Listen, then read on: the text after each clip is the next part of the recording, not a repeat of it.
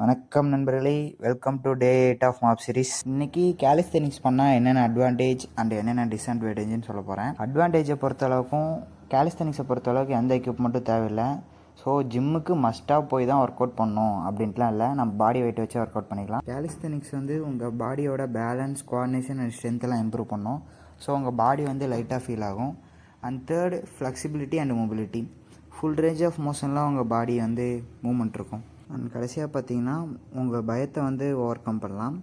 Obviously உங்கள் ஸ்கில்லை practice பண்ணும்போது எப்படி இருந்தாலும் நீங்கள் கீழே விழுந்தால் பழகணும். இப்போ எக்ஸாம்பிளுக்கு ஹேண்ட் ஸ்டாண்ட் பழகுறீங்க அப்படின்னா ஹேண்ட் ஸ்டாண்ட்லேருந்து கீழே எப்படி விழுந்து ப்ராக்டிஸ் பண்ணுறது அப்படிங்கிறது பண்ணிட்டு தான் நீங்கள் ஹேண்ட் ஸ்டாண்டே கற்றுப்பீங்க.